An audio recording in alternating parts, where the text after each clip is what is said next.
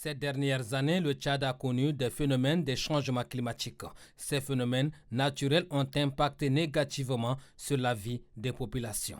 Le gouvernement qui fait toujours du bien-être de sa population, son credo, n'a ménagé aucun effort pour remplir avec dextérité ses missions régaliennes. Sous les fermes orientations des plus hautes autorités de la Ve République, le gouvernement travaille de manière inlassable avec les partenaires au développement pour améliorer les conditions de vie de la population.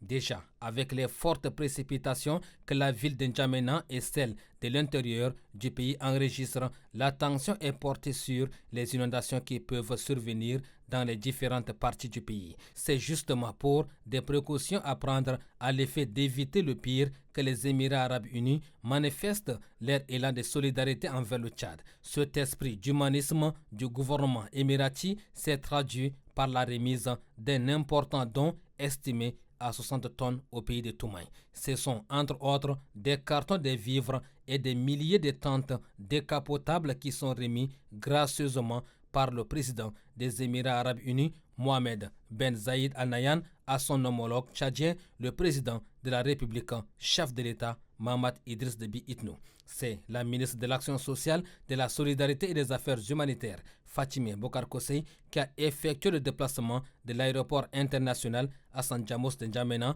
pour réceptionner ce don des mains de l'ambassadeur des Émirats arabes unis au Tchad, Rachid Seyd Al-Chamissi. Cette bonne volonté des plus hautes autorités des Émirats arabes unis est hautement salutaire, car cela traduit le raffermissement des relations bilatérales entre les deux États sous la vision éclairée de leurs deux présidents, reconnaît la ministre Fatimé Bokar Kossei. Cette hospitalité légendaire du peuple émirati est un exemple à suivre par d'autres partenaires au développement œuvrant au Tchad. Avec le retour à la normalité constitutionnelle qui a donné naissance à la Ve République, le président réélu démocratiquement avec un large suffrage a des projets de société aussi pertinents qui doivent être mis en œuvre au grand bonheur de la population. Certainement, le geste posé par le gouvernement émirati sera suivi par d'autres pays amis et frères du Tchad pour l'épauler davantage à concrétiser ses ébauches.